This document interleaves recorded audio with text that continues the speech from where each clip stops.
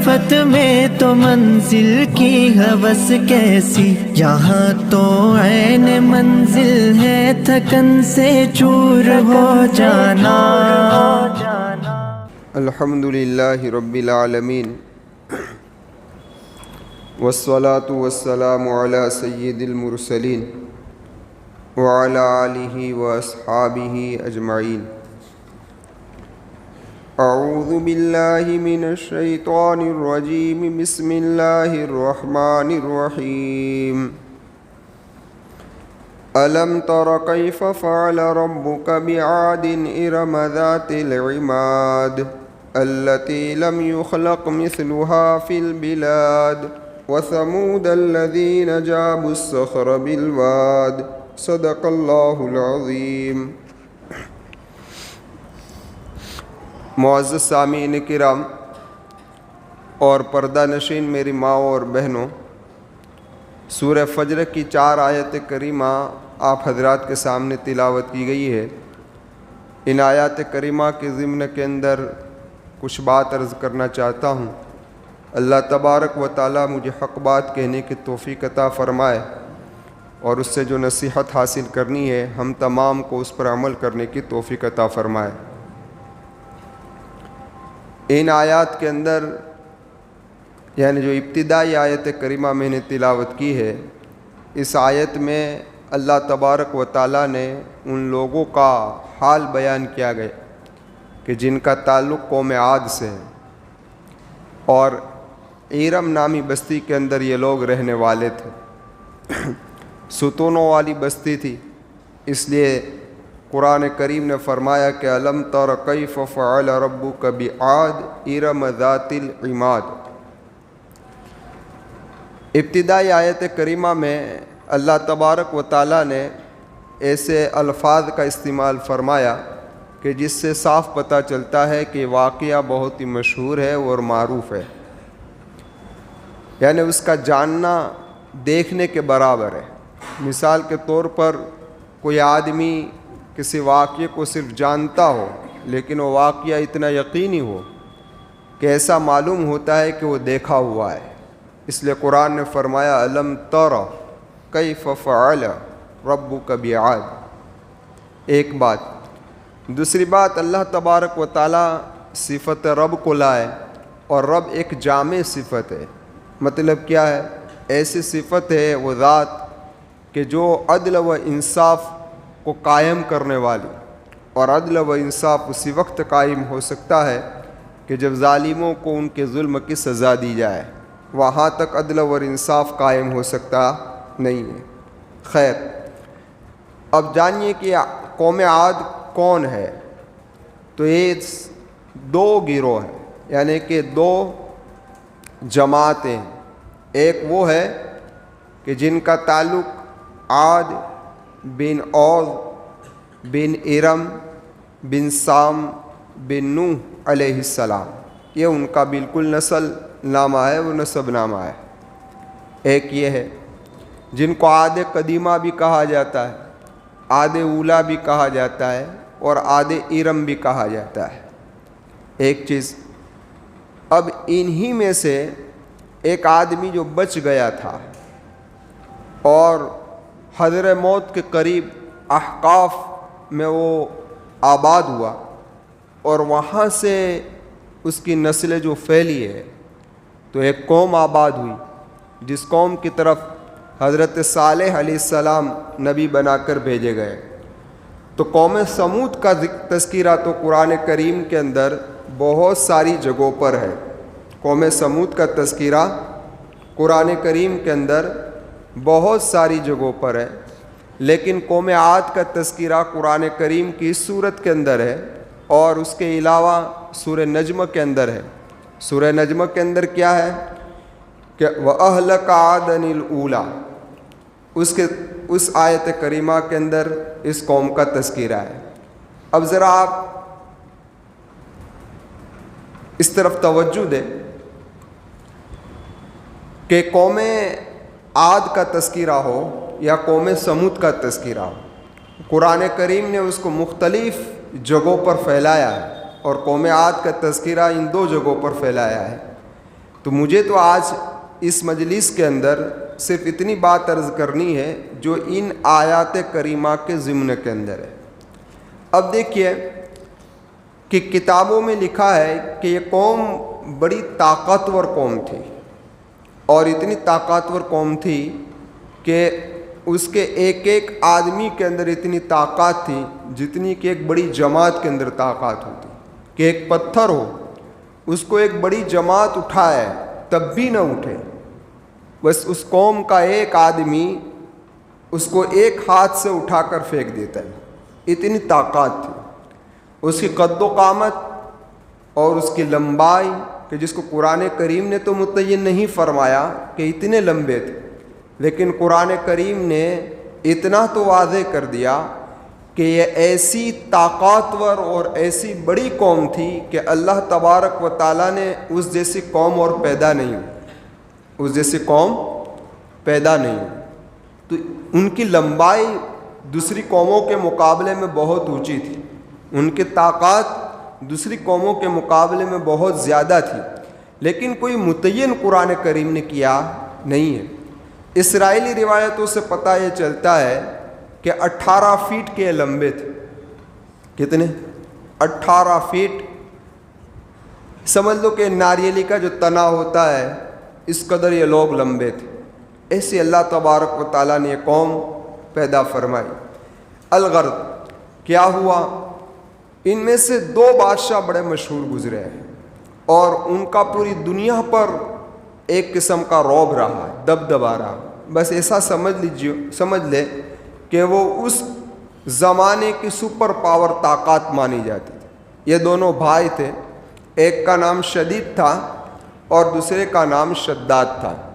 پہلے حکومت پر شدید آیا، اور شدید کے انتقال کے بعد شداد آیا، اور یہ شداد کہ اس کے انڈر کے اندر 400 بادشاہ تھے، اور یہ ایسی طاقت رکھتا تھا یہ بادشاہ شداد کہ اس کا مقابلہ دنیا میں کوئی طاقت نہیں کر سکتی تھی۔ تو اسے اپنی طاقت کا، اپنی تعداد کا، اپنے مال و دولت کا بہت ہی غرور آ گیا۔ یہ چیز ایسی ہے کہ جب کسی کو کوئی منصب ملتا ہے یا کسی کو کوئی عزت ملتی ہے یا طاقت اور دولت ملتی ہے تو اس کے اندر تکبر پیدا ہونے لگتا ہے۔ تو اسے بھی ایک تکبر پیدا ہو گیا۔ تو وقت کے علماء کرام نے اس کو سمجھانے کی کوشش کی اور کہا کہ جس ذات نے تجھے طاقت دی ہے، دولت دی ہے، قوت دی ہے، اسی ذات کو ماننے والا بن جا اور اسی ذات کی اطاعت کرنے والا بن جا۔ تو یہ کیا کہنے لگا؟ یہ کہنے یہ لگا کہ بھائی کسی کی اطاعت اسی لیے کی جاتی ہے کہ آدمی کو عزت ملے، آدمی کو مقام ملے، آدمی کو دولت ملے۔ مجھے اب کسی کی اطاعت کی ضرورت نہیں ہے، میرے پاس یہ سب کچھ موجود ہے۔ تو وقت کے علماء کرام نے اسے اور سمجھانے کی کوشش کی اور کہا بھئی یہ دنیا، یہ تیری طاقت، یہ تیری دولت فنا ہو جانے والی ہے، موت کا جھٹکا لگے گا، یہ سب کچھ ختم ہو جائے گا، لیکن اگر تو اللہ پر ایمان لائے گا اور مرنے کے بعد کی زندگی جو حاصل ہوگی تو اس کے اندر اللہ تبارک و تعالیٰ تجھے جنت عطا فرمائیں گے۔ تو کیا کہنے لگا کہ جس جنت کی تم مجھے بشارت سنا رہے ہو، یعنی مجھے کہہ رہے ہو، ذرا مجھے بتائیے کہ جنت کیسی ہوگی۔ تو وقت کے علماء نے جنت کا نقشہ اس کے سامنے کھینچا کہ جنت میں یہ چیز ہوگی، یہ چیز ہوگی، یہ ہوگی، یہ ہوگی۔ تو اس نے کہا کہ ایسا تو میں دنیا میں بھی کر سکتا ہوں، میں دنیا میں بھی ایسی جنت بنا سکتا ہوں۔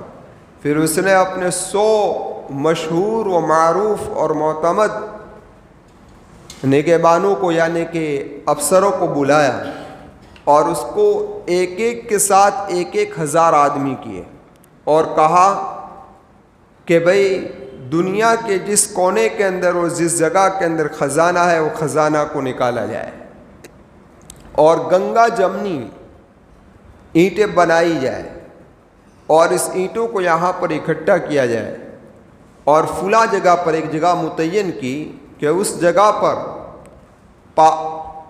10 کوس لمبا اور 10 کوس چوڑا ایک شہر آباد کیا جائے، اور فرمایا کہ اس کی کھودائی اس حد تک کی جائے کہ پانی نظر آ جائے، اور جب پانی نظر آئے تو سلیمانی پتھر سے اس کھودائی کو، یعنی جس کو ہم اپنی زبان میں بنیاد پایا کہتے ہیں، اس کو پورا جائے، اور جب زمین تک یہ پہنچ جائے تو یہ پورے کے پوری دیوار سونے اور چاندی سے بلند کی جائے، یہاں تک کہ 500 گز اونچائی تک لے جایا جائے چاروں طرف سے۔ الگرد جس کو حکم ہوا انہوں نے کام شروع کیا اور یہ شہر آباد ہونا شروع ہوا۔ اب ذرا اندازہ لگاؤ کہ اتنی اونچی دیوار اس زمانے کے 500 گز کے مطابق کتنی اونچی دیوار ہوگی؟ اتنی اونچی دیوار کہ سورج کی جب شعاعیں اس پر پڑتی تھی تو وہ روشن ہو جایا کرتی تھی۔ پھر فرمایا کہ اس چاروں دیواریوں کے اندر، احاطے کے اندر 1000 محل تعمیر کیے جائے، اور ایک ایک محل 1000 ستونوں کا، اور ہر ستون زیورات سے آراستہ ہو، ایسے محل تیار کیے جائے۔ اور جب 1000 محل بن جائے تو شہر کے درمیان کے اندر سے ایک نہر کھودی جائے، ایک نہر نکالی جائے، اور یہ نہر کہ جس کا فرش اور جس کی دیواریں یاقوت کی ہو، مرجان کی ہو، الزمرد کی ہو، اور اس کے ارد گرد کے اندر مصنوعی پودے لگائے جائیں کہ جس کی جڑیں سونے کی ہو اور جس کی شاخیں یاقوت کی ہو، زمرد کی ہو، اور فرمایا جس میں لگے ہوئے مصنوعی پھل یہ موتی کے ہو۔ اس طریقے سے اس نے سارا نقشہ بتا دیا۔ پھر فرمایا کہ ان درختوں پر پرندوں کو بھی بٹھایا جائے، اور یہ پرندے مصنوعی بنایا جائے جو سونے اور چاندی کے لگے ہوئے ہو۔ ایک بازار بنایا جائے جس کی دکان کی یہ خصوصیت ہو۔ الگرد اس نے ایک عجیب و غریب جنت بنانے کا اس نے پلان فرمایا کہ جیسی جنت کا یہ لوگ مجھے سنا رہے ہیں اور وعدہ کر رہے ہیں، میں آج ان کو بتانا چاہتا ہوں کہ میں دنیا میں بھی ایسی جنت بنا سکتا ہوں، دنیا میں ایسی جنت بنا سکتا ہوں۔ پھر فرمایا ان محلات کے اندر جو برتن رکھے جائے یہ بھی سونے اور چاندی کے ہو۔ الگرد ایسی جنت تیار ہوئی 12 سال میں۔ کتنے سال میں تیار ہوئی؟ 12 سال میں تیار ہوئی۔ اس نے اپنے افسروں سے کہا کہ اس محلات کے اندر رہنے کے لیے جاؤ، اور خود بھی ایک لشکر کے ساتھ روانہ ہوا جنت کو دیکھنے کے لیے۔ ساتھ ساتھ میں ان علماء کرام کو بھی لیا جن علماء کرام نے اسے سمجھایا تھا۔ اب کیا ہوا؟ کہہ رہا ہے کہ دیکھو تم جس جنت کا مجھے وعدہ کر رہے تھے مرنے کے بعد کا، آؤ جنت میں تمہیں دنیا کے اندر دکھاتا ہوں۔ یہ چلا، چلتے چلتے پتہ چلا کہ بادشاہ وقت آ رہا ہے، تو لوگ اس شہر سے باہر اس کے استقبال میں کھڑے ہوئے۔ الگرد اس شہر کے قریب یہ پہنچا ہے جو شہر اس نے بنایا تھا جسے جنت کہتے ہیں۔ خیر، ایک قدم اندر رکھا اور ایک قدم ابھی باہر تھا، اور اللہ تبارک و تعالیٰ کی غیب سے آواز، یعنی کڑک آئی، کڑک کی آواز، ایسی کڑک کی آواز آئی کہ ابھی وہ اپنی جنت میں داخل بھی نہ ہو سکا، اور اس دنیا سے اپنے لشکر کے ساتھ تباہ و برباد ہو گیا۔ شداد نے جب جنت بنوائی زمیں پر، خوش تھا جھکے گی اب تو خدائی میرے در پر، خود ہی نہ دیکھ پایا وہ دنیا سے چل بسا، وَتُعِزُّ مَن تَشَاءُ وَتُذِلُّ مَن تَشَاءُ۔ اللہ جسے چاہتا ہے عزت دیتا ہے، جسے چاہتا ہے ذلیل کرتا ہے۔ کتابوں کے اندر لکھا ہے کہ اللہ تبارک و تعالیٰ نے ایک مرتبہ ملک الموت سے پوچھا تھا، اے ملک الموت، کیا تجھے کسی کی روح کے قبض کرنے کے وقت رحم بھی آیا ہے؟ تو اس نے کہا ہاں، 2 مرتبہ ایسا ہوا ہے۔ ایک مرتبہ تو اس وقت ہوا کہ ایک عورت کہ بالکل اس کا چھوٹا سا بچہ تھا، کشتی کے اندر سوار تھی، اور یہ کشتی موضوع کی وجہ سے ٹوٹ گئی، اور ایک تختے پر یہ دونوں ماں بیٹے تھے، دونوں ماں بیٹے تھے۔ بچہ چھوٹا سا تھا، دودھ پی رہا تھا، اور ماں بس اس تختے پر بیٹھی ہوئی تھی۔ اس وقت جب آپ کا حکم آیا کہ اس عورت کی روح کو قبض کیا جائے، تب مجھے رحم آ گیا تھا کہ پانی کے سمندر میں موجیں بہہ رہی ہے، یہ معصوم سا بچہ ہے اور اس کی ماں کو روح قبض کرنا، اس وقت مجھے رحم آیا۔ اور دوسرا اس وقت رحم آیا کہ وقت کے بادشاہ نے ایک جنت بنوائی، اور یعنی کہ اپنی پسند کے ہر چیز سے اس کو آراستہ کیا، اور جب اس محل میں داخل ہونا، اس شہر میں داخل ہونا چاہا تو آپ کا حکم آیا کہ اس کی روح کو قبض کیا جائے، تو اس وقت مجھے رحم آیا۔ اللہ تبارک و تعالیٰ نے ملک الموت سے فرمایا، کیا تو جانتا ہے کہ یہ بادشاہ کون تھا؟ تو کہ نہیں، تو کہ یہ بادشاہ وہی بچہ تھا، یہ بادشاہ وہی بچہ تھا جو سمندر میں ایک تختے میں تھا، اس کی ماں کی روح کو قبض کیا گیا۔ اللہ فرماتے ہیں کہ میں نے اس کو اس مقام تک پہنچایا، لیکن اس نے کیا کیا بھائی؟ میری اطاعت کرنے کے لیے تیار نہیں ہوا اور دنیا کے اندر جنت بنانے کے لیے لگا۔ تو الغرض آپ ذرا سوچیں اس بات پر کہ یہ شداد کی حقیقت کیا ہے۔ یہ بڑا چالاک تھا، بڑا چتور تھا۔ کس طریقے سے ہوا؟ یہ تختہ تیرتا ہوا جب اس سمندر کے کنارے پر پہنچا تو دھوبی کی بستی تھی۔ کس کی بستی تھی؟ دھوبی کی۔ ان دھوبی نے اس تختے کو لیا، اس کی ماں کو دفن کیا، اور یہ بچہ بڑا خوبصورت تھا تو اپنے سردار کی خدمت میں حاضر کیا۔ سردار بے اولاد تھا تو اس نے اس لڑکی کو دیکھا تو اس نے فیصلہ کر لیا کہ اتنا خوبصورت بچہ میں اس کو پالوں گا۔ تو اس نے اپنے کہاں رکھا؟ اپنے محل کے اندر رکھا، اور اس کی پرورش اس نے اپنے محل کے اندر کی۔ 7 سال کا ہوا تھا، لیکن اس کی چالاکی اور ہوشیاری دیکھیے کہ وہ بچوں کے ساتھ کھیل رہا تھا۔ شداد 7 سال کی عمر میں بادشاہ وقت کی سواری نکلی کہ سارے بچے سواری کا نام سن کر اپنے گھروں کے اندر گھس گئے، لیکن یہ شداد پہاڑ کی چوٹی کے اوپر کھڑا رہ گیا۔ جب تک سواری پوری کے پوری نہ نکل گئی وہاں تک وہیں رہا۔ لیکن آپ جانتے ہیں کہ جب بادشاہ کی سواری نکلتی ہے تو اس کے پیچھے کچھ آدمی کو لگائے رکھا ہوتا ہے کہ گری پڑی ہوئی چیز کو کیا کر لے بھائی، یہ اٹھا لے۔ تو اس میں سے ایک آدمی نے دیکھا کہ کپڑے کی پوٹلی ہے، تو اس پوٹلی کو اٹھایا تو پوٹلی کے اندر سرما تھا۔ تو جو چند لوگ اس کام پر مامور تھے انہیں آپس میں مشورہ کیا، ایک نے کہا میری آنکھ میں ایسے بھی جا کر رہی ہے تو یہ سرما لگاؤں، اللہ چاہے تو اس سے مجھے فائدہ ہو جائے، نہیں مجھے فائدہ نصیب ہوگا۔ خیر، تو کسی نے کہا کہ اللہ کے بندے آپ سرما نہ لگائیے، ہو سکتا ہے کہ اس کا نقصان ہو، اس سے بہتر ہے کہ پہاڑ کی چوٹی پر ایک لڑکا کھڑا ہے اس کو بلاؤ اور آپ اس سے ابتدا کرو، اس کی آنکھ میں لگاؤ، کیا آتا ہے اثر پھر دیکھتے ہیں۔ تو اس کو بلایا گیا شداد کو۔ اب شداد کو بلایا، کہا کہ تیری آنکھ کو رونق بخشنی یعنی اچھی خوبصورت بنانی ہے تو یہ سرما لگا۔ تو اس نے سرما لگایا شداد نے۔ جیسا سرما لگایا ہے تو زمین کے خزانے نظر آنے لگے، لیکن چالاک اتنا تھا کہ اس نے کہا نہیں، یہ نہیں کہا کہ مجھے خزانے نظر آ رہا ہے، بلکہ یہ کہنے لگا میری آنکھ ضائع کر دی، مجھے بہت درد ہو رہا ہے، اور رونے لگا، چلانے لگا۔ تو وہ لوگ گھبرا گئے، گھبرا کر پوری سرما دانی وہاں رکھ کر چلے گئے۔ اب اس نے سرما دانی لے کر اپنے گھر پر روانہ ہو گیا، اور جس سردار کے گھر میں یہ بس رہا تھا اس سردار کو کہا کہ حضرت یہ سرما دانی کا ایک کمال ہے اور زمین کے خزانے نظر آتے ہیں۔ خیر، تو اس سردار کے بڑے کھچر اور گدھے تھے، کہا رات کے وقت جہاں جہاں خزانے ہیں ان کھچروں کے اندر، کھچروں کے اوپر اور ان گدھوں کے اوپر اٹھا کر لے آؤ، خزانے در خزانے آتے رہے۔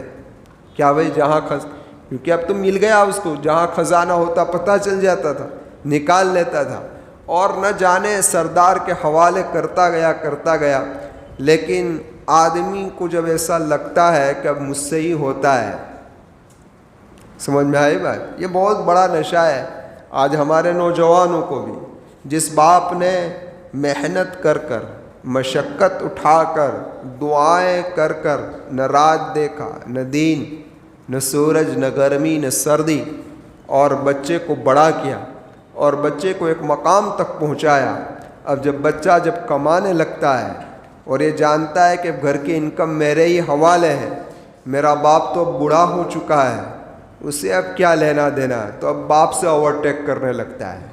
یہی ہوتا ہے نا، نہ باپ کی طرف توجہ دیتا ہے نہ کچھ کرتا ہے، سارے احسانات ماں باپ کے بھول جاتا ہے۔ تو اس نے بھی دیکھا کہ اب یہ سارے خزانے تو میرے ہی ہست تک آ رہے ہیں، تو اس نے کیا کہا، اس سردار کو ختم کر دیا، قتل کر دیا، اور خود گدی کے اوپر ہی بیٹھ گیا۔ اس طریقے سے شداد بادشاہ بنا۔ اور خیر، اب یہ جو کچھ ہوا اس کے بعد کیا ہوا، علماء نے لکھا ہے، معتبر تفسیروں کی کتابوں کے اندر لکھا ہے کہ اللہ تبارک و تعالیٰ نے شداد کی اس جنت کو لوگوں سے اوجھل کر دیا تھا، کوئی اسے دیکھ نہیں سکتا تھا، کسی کی نظر میں آتی نہیں تھی۔ لیکن ایک صحابی رسول ہے ابو قلابہ رضی اللہ عبداللہ بن قلابہ رضی اللہ تعالیٰ عنہ، ایک مرتبہ وہ اپنے اونٹ کو تلاش کرنے کے لیے نکلے تو تلاش کرتے کرتے اس شہر کے قریب پہنچ گئے، تو انہوں نے اس شہر کی دیواروں کو دیکھا کہ وہ سونے اور چاندی سے جگمگا رہی ہے، تو وہ بے ہوش ہو کر گر گئے۔ جب ہوش میں آئے تو انہوں نے دیکھا کہ کیا میں نیند میں یہ دیکھ رہا ہوں یا بیداری میں دیکھ رہا ہوں، کیونکہ یہ تو عجیب معاملہ تھا نا، دنیا کے اندر عجیب معاملہ تھا کہ میں نیند میں دیکھ رہا ہوں یا بیداری میں دیکھ رہا ہوں۔ پھر انہوں نے اس شہر کے اندر داخلہ کیا، یعنی داخل ہوئے۔ جب داخل ہوئے تو محلات کو دیکھا، زیورات کو، کوئی رہنے والا نہیں تھا، کوئی رہنے والا نہیں تھا، لیکن یاقوت، مرجان، نہ جانے قیمتی قیمتی موتی اس محل کے اندر، یعنی کہ اس جنت کے اندر تھے، کچھ لے لیے حضرت عبداللہ بن قلابہ رضی اللہ تعالیٰ عنہ نے، اور حضرت معاویہ رضی اللہ تعالیٰ عنہ کی خدمت میں حاضر ہوئے اور کہا وقت کے خلیفہ سے کہ میں اس جگہ پر پہنچا ہوں، نشانی بتائی کہ میں اس جگہ پر پہنچا، وہاں ایک بستی کو، ایک شہر کو دیکھا، وہ اس طریقے سے بنی ہوئی ہے، اور وہاں سے میں اٹھا کر لایا۔ اس نے جو نہر بنائی تھی نا، اور نہر کے اندر سے بھی ایسے کنیکشن دیے تھے کہ ہزاروں محل کے اندر ایک کنیکشن نہر کے جا رہے تھے، اور پھر نہر بھی صرف پانی کی نہیں تھی بلکہ شہد کی بھی تھی، شراب کی بھی تھی، دودھ کی بھی تھی، اور پانی کی بھی تھی، یعنی پوری جنت کا نقشہ اس دنیا کے اندر بنایا اس طریقے سے۔ الغرض تو یہ حضرت عبداللہ بن قلابہ رضی اللہ تعالیٰ عنہ نے حضرت معاویہ رضی اللہ تعالیٰ عنہ سے فرمایا کہ اس طریقے سے، تو حضرت معاویہ نے فرمایا عبداللہ نیند میں دیکھیے بیداری میں دیکھیے۔ کیا فرمایا؟ نیند میں دیکھیے کہ بیداری میں دیکھیے؟ تو حضرت عبداللہ نے فرمایا کہ نہیں، میں نے بیداری میں دیکھی ہے، اور بطور نمونے کے میں یاقوت بھی وہاں سے لایا، اور بتایا دیکھو میں وہاں سے لایا ہوں۔ تو قرآن کریم میں بھی اس کا تذکرہ ہے، اور آقا مکی و مدنی محمد رسول اللہ صلی اللہ علیہ وسلم کی ایک حدیث ہے، میرے آقا نے فرمایا تھا، میرے غلاموں میں سے ایک غلام، میرے غلاموں میں سے ایک غلام اونٹ کو تلاش کرتا کرتا نکلے گا اور اس شہر کے قریب پہنچ جائے گا، اس شہر کے قریب پہنچ جائے گا۔ فرمایا اس کا قد چھوٹا ہوگا، سرخ رنگ کا ہوگا، اور اس کے ابرو اور گردن کے اندر 2 تیل ہوں گے۔ حضرت معاویہ رضی اللہ تعالیٰ عنہ نے جب اس صحابی رسول کو دیکھا تو چھوٹے قد کے تھے، سرخ رنگ کے تھے، ابرو اور گردن پر 2 تیل تھے۔ یہ میرے آقا و مولا محمد رسول اللہ کی پیشن گوئی پوری ہوئی، اللہ کے محبوب صلی اللہ علیہ وسلم کی یہ پیشن گوئی تھی جو پوری ہوئی۔ تو فرمایا الم تر کیف فعل ربک بعاد ارم ذات العماد۔ یہ ارم یہ بستی کا نام ہے اور ان کے دادا کا بھی نام ہے، اسی وجہ سے بستی کا نام بھی انہوں نے کیا رکھا تھا؟ ارم رکھا تھا، اسی لیے اس کو عاد ارم بھی کہتے ہیں۔ التی لم یخلق مثلها فی البلاد، قرآن کہتا ہے کہ اس کے مثل کوئی مخلوق پیدا نہیں کی گئی۔ وَثَمُودَ الَّذِينَ جَابُوا الصَّخْرَ بِالْوَادِ، اور فرمایا کہ اسی طریقے سے ان کے چچا زاد بھائی کہ ایک دوسری قوم کہ جس کو کیا کہا جاتا ہے، قوم سمود کہا جاتا ہے، اللہ نے انہیں بھی ایسی طاقت عطا فرمائی تھی۔ قرآن کریم میں مختلف جگہ پر آپ ان کے واقعات کو سنیں گے، یہاں تو صرف اس آیت کریمہ کے ضمن میں بات کرنی ہے۔ الغرض ہجرت سے لے کر وادی القریٰ تک 1000 بستیاں تھیں اور پتھروں کے اندر تراشے ہوئے مکانات تھے۔ اللہ تبارک و تعالیٰ نے ایسی طاقت دی تھی کہ پہاڑوں کو کتر کتر کر یہ لوگ اپنے مکانات کو بناتے تھے۔